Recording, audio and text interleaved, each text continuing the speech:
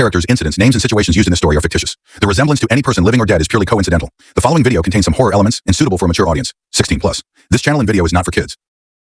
Hello friends, I am Aryan and welcome to our channel Midnight Horror Stories, where you get to hear true and scary ghost stories. In our channel, you will get to hear true and scary stories every Tuesday and Saturday. But before starting the story, all the friends who have come to this channel for the first time, please subscribe to the channel, and if you like the story, then definitely introduce yourself in the comment section. Then, let's do not take much time and start our story quickly.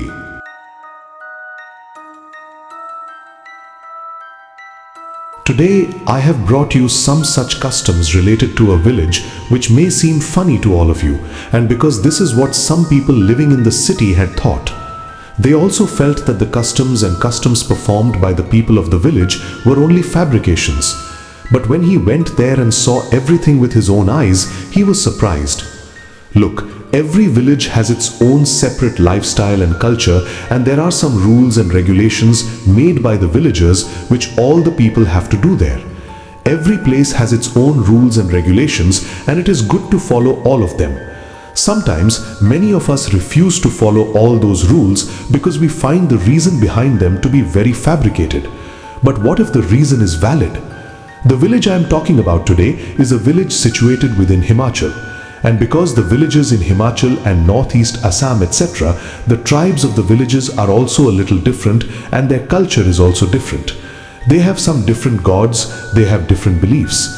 So a boy from the same village who used to work in the city and goes to his village after a long time, and his friend has shared this whole incident with us because his friend also went to the village with him, and what he saw there was quite surprising.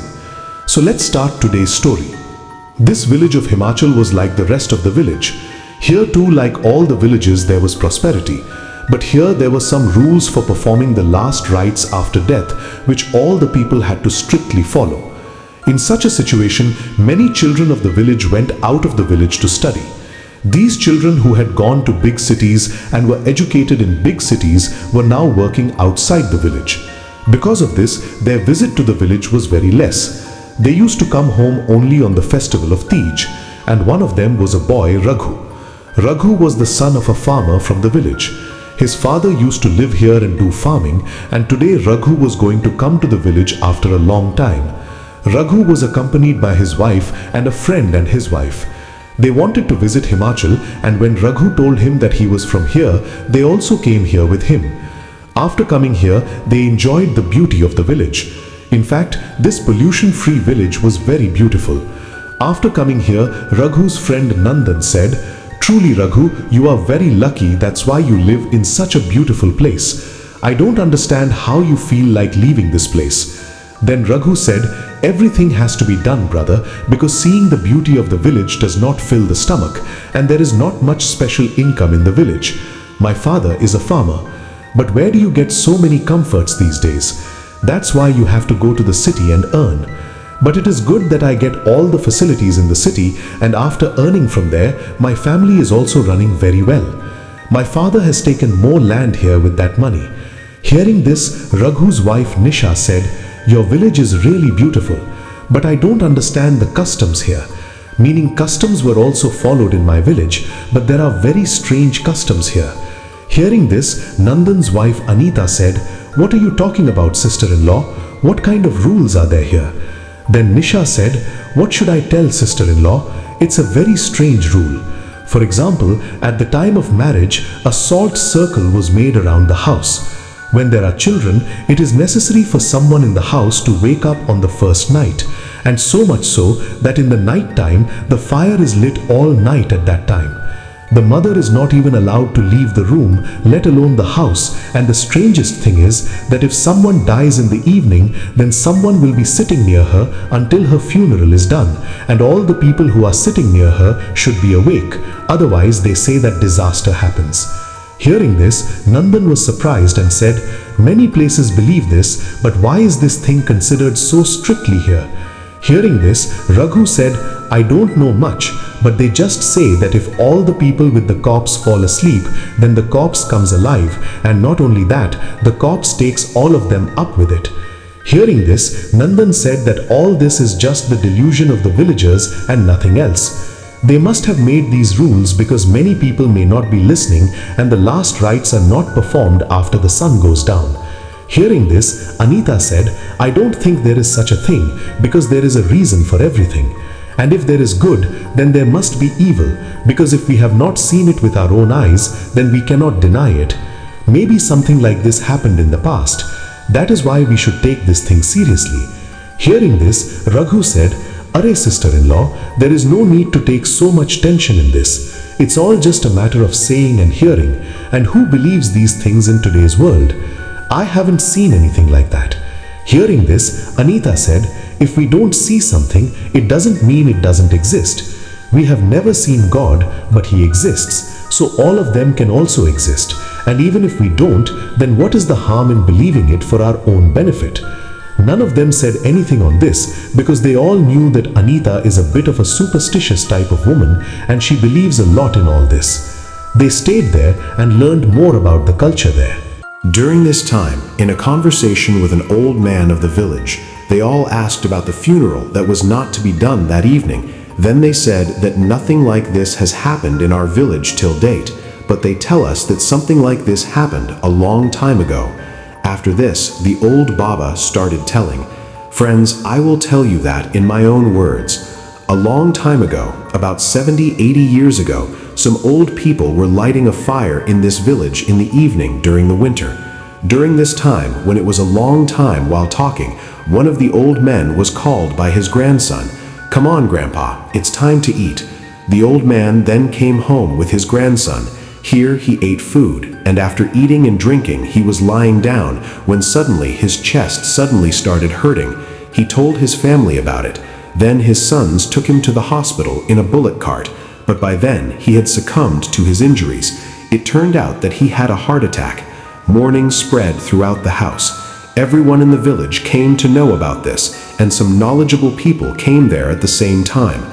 They consoled the family members of that old Baba, and now everyone started talking about his funeral.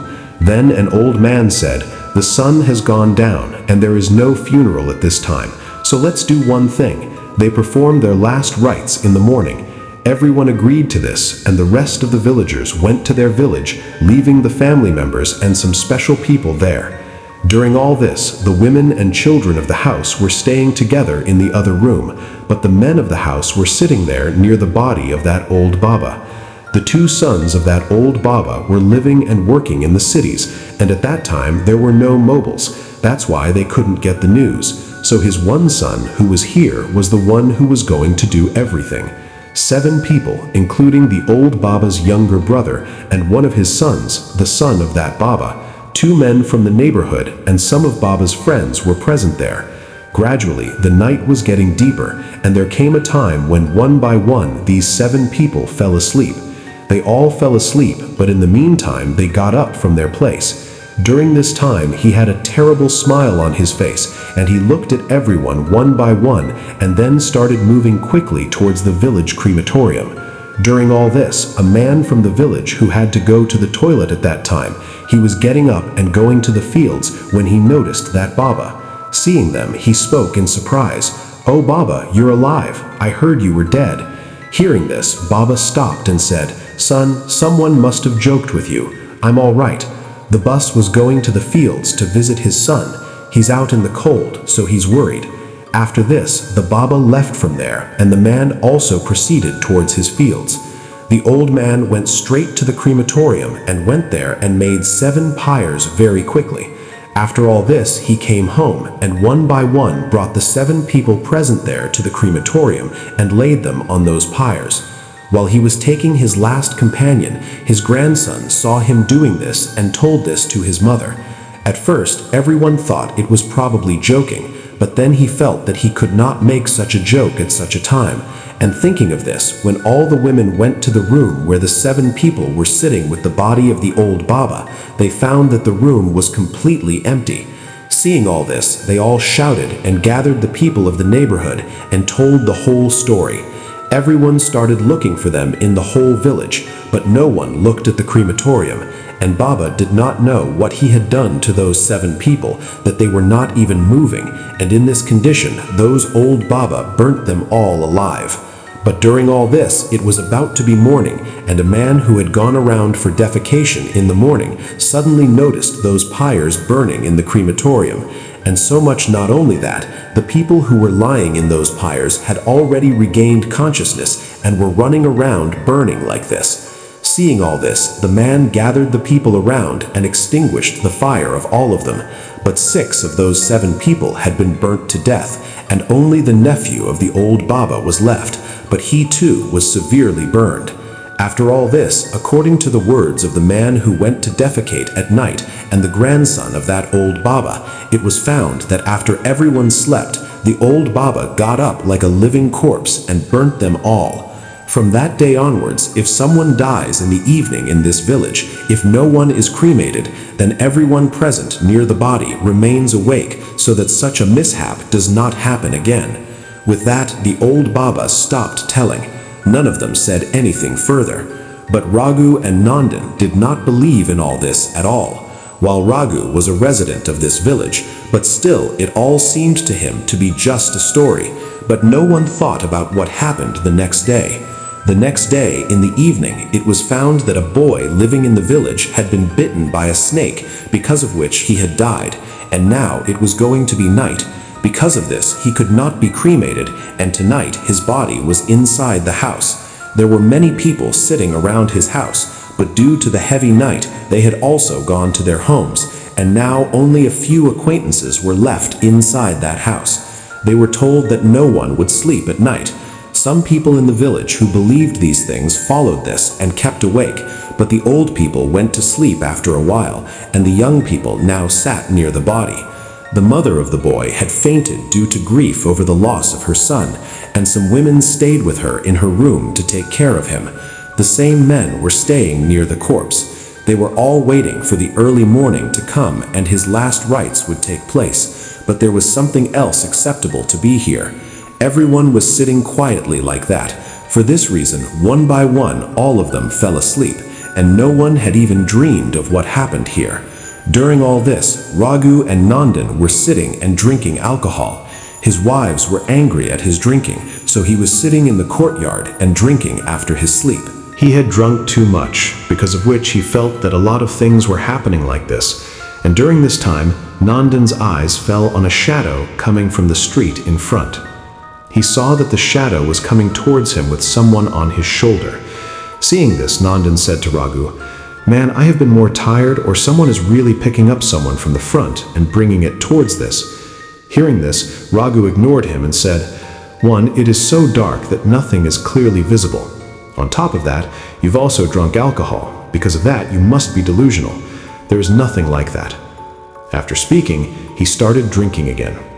At the same time, Nandan saw a boy carrying a man on his shoulder and taking him to the other side. He walked past them without a reaction. Seeing this, Nandan also felt that perhaps this was an illusion of his mind, and he also sat quietly and started drinking. In the same way, morning came, and in the morning there was an outcry at the boy's house because the boy's body was missing from his house, and not only this, 4 of the people who stayed near him at night were also missing. Now the villagers started feeling that this is absolutely true, and now all the people together started looking for the boy's body and the rest of the people. All the people of the village were questioned about whether anyone had seen a boy picking up someone late at night. Who would have been awake so late at night? So everyone refused. But it was during this time that Nandan remembered that he had seen something like this, but he had drunk so much that he didn't even know, is it a delusion of his mind, or was it really something like that?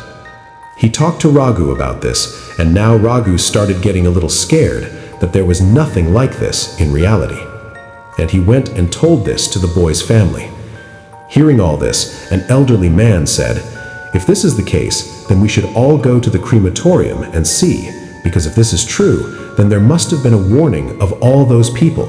And after that, all those people quickly moved towards the village crematorium, and when they went there, they were all surprised because there were a total of 11 pyres, and the body of that boy there were only about 11 people sitting nearby at night. All these people were very nervous, and the most panicked were those who were near the body at night, because it was exactly as he had heard, and now if that body is not found in time, then he will take all those 11 people upstairs with him, one by one. Hearing this, Raghu became very nervous, and he said that the ghost of that boy has about 4 people, so if those people get up and come back, there will be no problem, will it? Hearing this, the old man said, "We can't say, son, because we have also heard it till today. But I've heard so much that as long as all those people are near that phantom, he won't come to his senses." Hearing this, the family members of those people got very nervous, and they started saying bad things to the family members of the deceased boy. Hearing this, the old man said again, "Look, there is no fault of these people in all this, because when they were told that no one would sleep at night, then why did they sleep?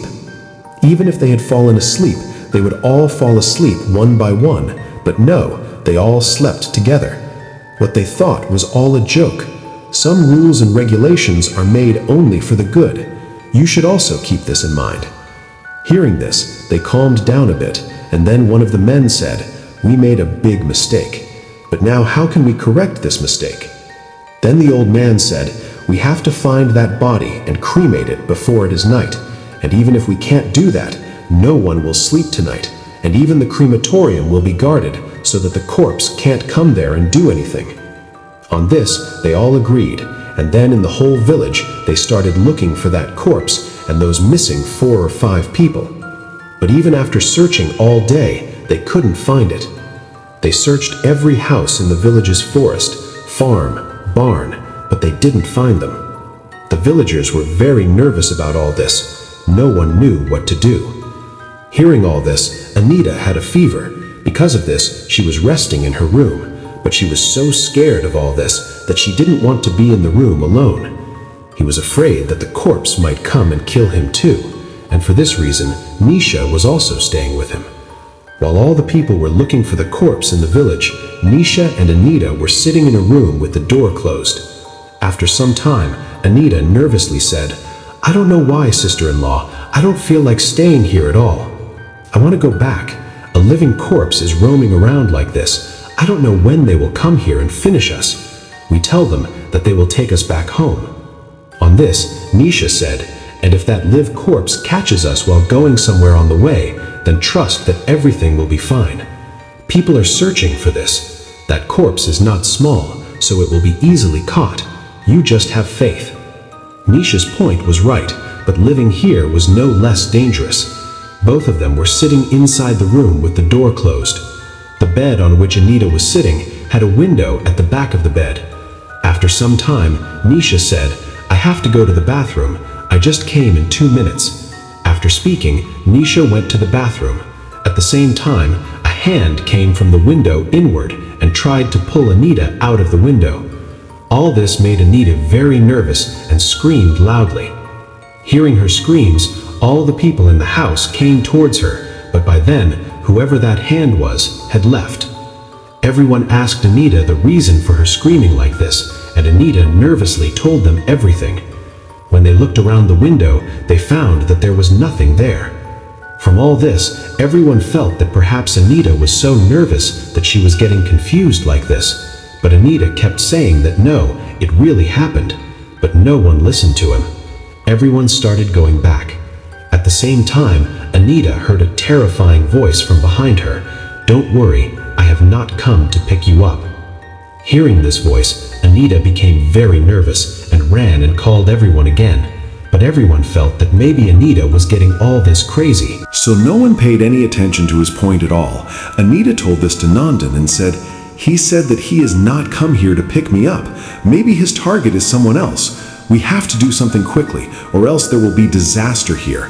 If you don't have any benefit by listening to me, then there will be no harm. Don't let it happen that you have to regret it later." Hearing this, Nandan also remembered that last night he had also seen the living corpse being taken away by the man, and if at that time he had gathered everyone by making noise, then everyone's life would not have been at stake in this way today. So he decided to obey Anita. Everyone in this house started looking around too, but nothing like that was found there. But yes, the window through which all this was happening to Anita had an open nail on the outside and a piece of shirt as well as human flesh in it. When the piece of shirt was shown to the boy's family, they said that yes, it is the same shirt that the boy's body was wearing. From all this, everyone knew that Anita was telling the truth, but no one knew what he wanted for the body. At the same time, the old man thought for a while and said, "We have seen it outside the village so far, but we didn't find the corpse. Yes, it is not. The corpse must be somewhere in the village." Hearing this, Raghu said, "There is such a strict guard in the village that it is impossible to come in from outside, so the corpse will already be inside the village. Is there a closed house where no one comes and goes? Because this is the place for him to hide." Then the old man said, "Yes, there is a house in the village. All the people who used to live in that house have moved to the city, and because of this, the house remains closed. Let me take you there." After this, all those people moved from there to that house. When he got there, he saw that the same 4 people were lying unconscious inside that house. Seeing those people, they all breathed a sigh of relief. He brought them to their senses and then sent them to their homes. Seeing this, Raghu said, "Thank God a million times that we have found those people, and now they are still alive. Once that hand is reached, we will cremate it. After that, everything will be fine." After all this, the villagers started searching for the corpse in the whole village, but they couldn't find the corpse.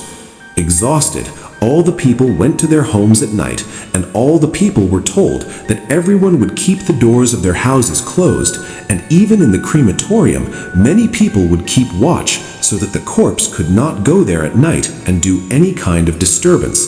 All the people went home comfortably. During this time, the old man also went to his house. If I tell you one thing here, that old man used to live alone here. His children were living and working in the city, and his wife had passed away some time ago, and he did not want to leave the village. That's why he was living here alone. When he came home and closed the door, he suddenly felt someone's touch on his shoulder. Whoever had that hand was cold as ice.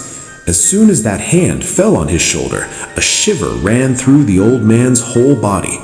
When he turned around nervously, he found the same body that was hiding from the whole village. It was the same. The boy had chosen no one else's house, but this old man's house to hide. Now before the old man could say anything, the phantom closed his mouth with his hand and said in a very low voice, "Don't worry, I won't take any of you with me. In fact, my target are those people. They were sleeping next to my body last night. They are my own, and I want to take them with me."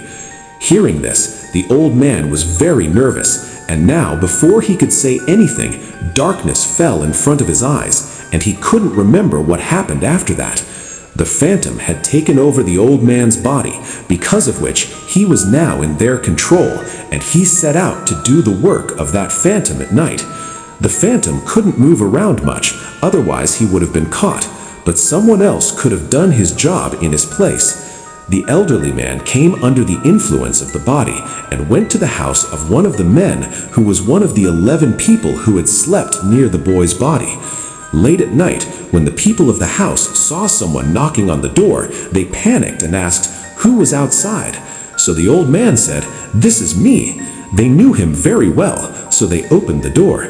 As soon as they opened the door, they said, "Hey, Kakaji, what are you doing here so late at night? Do you know what is going on in the village? That living corpse is roaming here and there, lest he target you too, so sit comfortably inside your house." Hearing this, the old man said, "What can I say? I can't sleep because of the tension. I don't know when it will happen. All I know is that I will have nothing to do with all this, because whatever was near that body at that time, the phantom would only take them, and I wasn't even there at that time. As far as I know, your son was there at that time, so there must be danger over him." Hearing this, the boy's mother said, "Why are you scaring us? We are already quite scared." Hearing this, the old man said, "I am not afraid, but I am telling you the truth, and if you want your son's well-being, do as I say." The old man had the most knowledge in the village, so they agreed, and the boy was sent with the old man as they said. The old man had planned that all the boys would be gathered and parked at a place where the phantom would come on its own, and after that he would be caught. And in the same way, the old man also joined the rest of the boys from their homes. The plan was that the old man would take the boys to the village crematorium, and not all the people would be there, otherwise the ghost would be warned. Everyone agreed to this, and now they started wishing for them to come back safely. During this time, when the old man went to the crematorium with those people, he saw that all the pyres that the ghost had made had been broken, and now the old man had to rebuild those pyres to burn those boys alive. The old man went inside the crematorium and started making pyres again. During this, a wrestler guarding outside the crematorium stopped him and said, "Why are you making these pyres here? Do you know what is going on in the village? You go home, and why have you come here with these boys?" On this, the old man told them everything. Hearing this, the other man spoke. "So what was the need to build a pyre here to summon that phantom? Let these people stay here like this. He will come here on his own." Hearing this, the old man said, "He will not come here so easily, because he knows that if he comes here, everyone will catch him. Therefore, he will come here only when he gets all the preparations done in advance. That's all we have to do." We have to prepare pyres here and lay these boys here. And after that, the phantom will come running here. On this, one of the boys said nervously, "And if any of you do nothing in time, then he will burn us alive." "Of course not. I will not lie in this pyre." One of them said, "Look, don't be afraid. We're all here. That phantom can't harm us. There are so many great wrestlers here. What will he do?" After all the people explained so much, the boy finally agreed. And then everyone made a pyre together, and all the boys lay on top of him. Seeing this, the old man said to the wrestlers, "Our work is done. Now we should hide somewhere around so that the phantom can easily come here." Everyone did the same, and now all those boys were all alone in that crematorium. They were all very scared. It seemed to them as if the boy would come and burn them all alive. Thinking of all this, a boy said, "What if something goes wrong here and none of them can save us?" Then the other boy said, "Don't worry, nothing like this will happen. The whole village is with us. We'll catch him." Hearing this, the boy said, "Look, if something happens to any of us, nothing will go to anyone in the village. If it goes, it will go to our family members. And at such a time, we will have to put our minds to it. Look, if we all lie here like this, then we can definitely be killed. But if one of us is not here, that phantom will not burn any of us, because he has to burn the pyres of 11 of us at the same time. That's why I say that we also get a plan B." They were all surprised to hear this. Then one of them said, "What is the plan B?" Then the boy said, "Suppose that ghost comes here and these people fail to catch him, then he will see all 11 of us and burn us. But if he doesn't find one of us here, he will leave all of us. That is why I say that one of us will get up from this pyre and hide somewhere else. And if something like this happens, he will run back to the village so that we will all be saved." Everyone liked this idea of the boy very much, and they did just that. One of them was a boy who was the son of the uncle of the same boy, got up from the pyre. He took off his shirt and put it in his place, due to which everyone would feel in the darkness of the night that he was lying on this pyre, and after that he moved away from there. The boy was hiding behind a clump of trees nearby, watching everything. In a short time, he found that the sound of some people screaming was coming from a short distance in the crematorium, and then in no time, those voices stopped completely. Now there was a deathly silence. After a while, he saw two human shadows coming towards him from a distance. Seeing this, the boy understood that there was a mess, so without wasting time, he hid from there and moved towards the village. On the other hand, the live corpse of the same boy came to the crematorium with the elderly. Seeing them, the boys lying on the pyre became very nervous. But I don't know what happened to them, that their bodies were unusually stiff. Not only this, they were not able to say anything of their own volition. They were all upset, thinking that then she was a living corpse. Finally, my work was done. Now I can go comfortably. When he started looking at all the boys one by one, he felt something wrong with the pyre. When he came to the pyre and saw that there was only a shirt and the boy lying on that pyre was missing. Seeing this, his anger reached the seventh heaven, and he angrily said to the old man, "What is all this? I told you to bring all these 11 people on the pyre, so why is this pyre empty?" Hearing this, the old man said, "I don't know anything about this. I have brought all those people here by lying. Maybe the boy found out, so he ran away from here." Hearing this, the living corpse got very angry and gave a strong push to the old man and said, "You spoiled my whole game. If that boy reaches the village, then everyone will know about my intentions, and then I will not be able to succeed in my purpose, and these 10 people will also go out of my hands. So you just find that boy and bring him here." The push was so strong that the elderly man fell directly on top of a pyre, causing the pyre to shatter. All this also caused injuries to the elderly, but because he was under the control of that living corpse, so he started going towards the village, trying to recover. Again, the boys were praying in their minds that the boy would reach the village quickly. The boy had come a long way from that crematorium, and now he was running fast inside the village. Coming inside the village limits, he started screaming loudly. Hearing his voices, the people around started getting up and coming out, and soon the whole village came out of their houses. The boy did not waste much time and told everyone about it. Hearing all this, all the people were very surprised, and now all the people of the village started moving towards the village crematorium with sticks in their hands. Meanwhile, all the women of the village were sitting inside their houses with the door closed. Nisha and Anita were sitting inside their respective houses, but Anita's condition was bad due to fear. She had refused to go out to her husband, but he left with the villagers. Anita had come to the courtyard with all the women of the house. During this, Raghu's mother said, "I don't know what is the problem in our village." Hearing this, Anita said, "Coming here was my biggest mistake. Once it's all sorted, I'll never come back."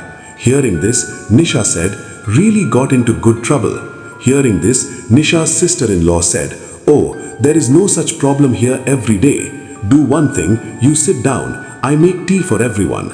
After this, she went to the kitchen to make tea. Everyone was sitting comfortably talking about it when suddenly the sound of their screaming came from the kitchen. Hearing that voice, Anita said what she feared finally happened. "It seems that the corpse has come here. Let's get out of here quickly." On this, Raghu's mother took out a stick from the corner of the door and said, "None of you need to be afraid while I am alive. Come on, I'll see him." After speaking, she hurried towards the kitchen. During this time, all the other women were also following them in fear. Coming to the kitchen door, he saw that a shadow had placed a knife on the neck of Nisha's sister-in-law. When a woman pointed the red attic light on that side, they were all surprised because it was the same old man who had told everyone about it, and now he had become the enemy of Nisha's sister-in-law's life. Now, before any of them could say anything, they said, "I have no caste enmity with any of you, but my boss wants all the people who stayed with his body that night to go upstairs with him. The end of those people is certain, which no one can stop. But if you want this woman to survive, do as I say." However, they treated all the people of the village as their family, but Raghu's family had nothing to do with them, because of which he sacrifices a member of his family. That's why Nisha's mother-in-law said, "I don't care about those people, just don't do anything to my daughter-in-law." Hearing this, a terrible smile came on the face of that Baba, and he said, "This is not the case. Now do as I say. Quickly open the door of your house, because my boss is coming inside the house with some people." Hearing this, all the women went to the door nervously, and they all looked at each other. After that, Nisha came forward from all of them and opened the door. These were all the boys who had gone to the crematorium with this Baba a while ago, and they had a complete plan to burn them. All of them had open eyes and a very flat expression on their faces, and then the next moment, the same living corpse came between them and smiled horribly, saying that it is not possible to escape me so easily. Come inside the house quickly, and all you women close the door together. All the women were very scared, and now they had no choice but to listen to them. Inside the house, all the women gathered in one place out of fear, while the living corpse said, looking at the whole house, "I saw this house when I was a child.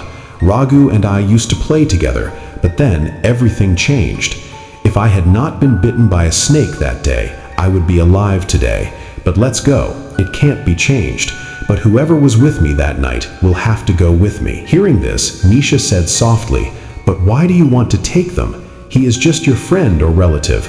Hearing this, she said, "A living corpse. They are my friends and relatives, but they are more than my family.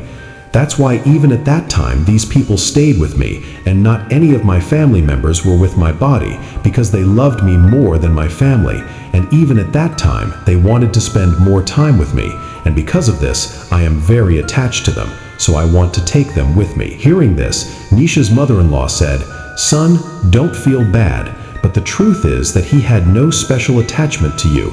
Your father and mother were crying and fainting, and your brothers and sisters were also out of the village. So at such a time, someone had to stay near your body, and that is why they stayed with you. Otherwise, they don't care much about you. It doesn't matter if you're stuck here in their mouth. You can leave right now." Hearing this, he was very angry. It felt to him as if someone had put a molten glass into his ears, and for this reason he gave a strong kick to Nisha's breath, and she fell backwards. At the back, large steel pots were placed one on top of the other, and Nisha's breath fell directly on top of those big pots. She fell on him so hard that the bone in his hands and feet was broken, because he was also old enough. Seeing all this, all the women were very nervous. Then at the same time, she said, "A living corpse. They all love me more than my family. That's why they're staying with me. And now, if anyone says something to the contrary, I will kill him." Hearing this, all the women were very nervous, and none of them said anything and controlled Nisha's breath. Given his condition, there was a dire need to take him to the doctor. So Nisha said with courage, "It seems that her bone is broken. Let them go to the doctor." Hearing this, the living corpse said, "Until my work is done, none of you will go out of here, and neither will this old woman. Take it and lay it in the inner room, and tie a cloth tightly wherever the bone is broken. Take it wherever you want to take it after I'm gone." All the women didn't want to believe this, but there was no other option, because it would at least save their lives. Together they laid him down in the inner room. Then Nisha's breath moaned, and she said as soon as she died, it became a devil. Otherwise, it wasn't like this before. Anyway, leave that at that. Make a plan to get the elder daughter-in-law out of here and go and ask her what she wants. After this, Anita sat there beside them, and all the other women came out into the courtyard where the living corpse was standing with the people who had hypnotized her. One of the women came out and spoke. Then she said the dead body was alive.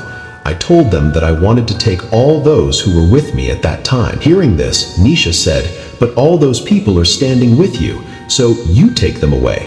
Why did you bring them here?" Hearing this, he said, "One of them is less. I had planned and gathered all those people in the crematorium. He was even laid on the pyre. But that one boy turned out to be cunning and ran away from there when he saw the opportunity, and I subdued them all." Hearing this, Nisha said, "I'm not the only one of them. What goes from that? So many people are going with you, so you just leave it." Hearing this, he said, "It is not possible. If I have to take it, I will take everyone. Otherwise, I can't take anybody. You have to help me get that boy back." Hearing this, a woman said, "What can we do to help you with this? We are here inside the house, and the boy is wandering outside with the rest of the men. I saw him with those people. He is afraid that if he stays indoors, he will be targeted." Hearing this, he said, "I know, so you call your husbands and call them home on any pretext, and after that, your husband will do whatever you want to do." Saying no here meant death. So Nisha called Raghu and said, "Listen, wherever you are, come home soon. Here, Amaji has fallen from the stairs and her hands and feet have broken. Come home early. They have to be taken to the hospital." Hearing all this, Raghu's hands and feet swelled, and he immediately ran home with his family. After going home, he came to know about all this, and then the living corpse said, "If you want to save your family, Then send that boy with me on the pretext, and not only that, give me the key of the big car you have. I want to get out of here with these people." For this, Raghu agreed and went straight to the boy and somehow persuaded him to take him with him. As soon as the boy came to Raghu's house, the living corpse also took control of the boy's body. And with this he said, "Finally what I thought came true. Now quickly give me your car keys. I am going to another village with these people and I will burn them all there." Raghu didn't want anything like this to happen. But what would he do? So he was forced to give him the keys of the car, and then the living corpse took all those people and left from there. Raghu was very sad about the death of all those people. because today he was upset thinking that today he had become the cause of the death of so many people due to the life of his family. He was upset thinking that. Then Anita came there and said, "Brother, I know that you are very upset. But don't worry, nothing like this will happen, because at the behest of your mother, I went through the window and cut half of the car. More petrol was taken out and now there is not much petrol in that car. The car will be locked inside within 5 to 10 minutes. Now we should all go and catch all those people." Hearing this, Raghu breathed a sigh of relief and told all the people of the village about it. All the people of the village started moving forward on the road passing through the village. After walking like this for a long time, they finally got the car. But the surprising thing here was that the car was completely empty. This meant that all those people had moved from here on foot. When everyone checked the car, they found that it was still slightly warm, so they had an idea that they would not have gone far from here. Seeing all this, the Sarpanch of the village said, "Don't worry, I have spoken to the Sarpanch of the neighboring village. Whatever village is next, they will be ready with sticks and catch all of them. All those people are going there, but will not be able to cross the border there." Hearing all this, all the people breathed a sigh of relief, and then all those people started moving rapidly towards that village. It was almost dawn by now. The sun was about to come out, and the fear in the atmosphere was also beginning to diminish. All the people were praying to God that all this should end here as soon as possible. And in the same way, when they reached the border of the neighboring village, they were surprised because they had not come there. All those people were standing there with sticks in their hands since night. Hearing all this, all those people were very surprised, because if they did not reach here, then where did they go? They were all thinking about this when Nandan said, "We have come here from the main road, but the other way to get from here should be around here. It's also a forest. So is it that all those people have moved from this village to the crematorium through this forest? Tell me, how far is the crematorium from here?" Hearing this, one of the men said, "There is no crematorium in our village. In fact, if something like this happens, we go to your village, or 5-10 kilometers from here, we go to the cremation ground far away." Now everyone understood where all those people had gone. So all those people started moving quickly towards that second crematorium. They had called and informed the people around the crematorium about this, because of which these people were sure that there would be no disaster of any kind. Shortly after, their mobile rang, and a man on the other side said, "There is an old man here who is asking to light many pyres at once. We are suspicious of it. Is this one of them?" Then everyone remembered that the old man of the village was also with that living corpse, and so he said, "Yes, it is in his control. You guys do one less. Give them permission when these people do something like this. By then we will be there. Just you hold them back." On this he agreed, and he said to the old Baba, "God also does not know how to play the game. Okay, you can perform the funeral here. You bring the corpses. We arrange everything else, such as wood, etc." The old man said, "Yes, that's fine, but hurry up." He said, "Okay," and then he got to work. The living corpse told them all to lie down with their eyes closed, and they all agreed. Pyres were made for all those people, and all those people lay there with their eyes closed. It took a long time for so many people to become a pyre. On top of that, the crematorium people were taking a lot of time in this work, and that is why Raghu's villagers reached there in time. Due to so many people, that living corpse did not have the energy to face everyone, and he fell there. Seeing all this, his father cried a lot and said, "I didn't want your funeral to be like this, but what does it do? If you are not cremated right now, then you don't know how many people will be troubled like this." And then after that, the body was cremated. Due to the ritual cremation, his soul was liberated, and all those people came home from there. As soon as his pyre was set on fire, the old man and all the other people also came to their senses. They didn't understand how they got here. Everyone told them everything, and then came home when the pyre was calm. No one could believe what happened here. But now how can anyone tell a lie about what they have seen? There were still a lot of days left for Raghu and Nandan's vacation, but because of what happened here, they were not able to stay here. So after all this, they were back in the city in a few days. After coming here, they started living comfortably. But even today, a question comes to his mind, that if that boy had not run away from the crematorium that night, then what would have happened today? But he says that God finds a way for everyone to survive. As long as the time comes, that person does not leave the earth, and the one who goes without time, then he keeps wandering. So friends, this was our story today. How did you like the story? Please do tell me by commenting in the comment box.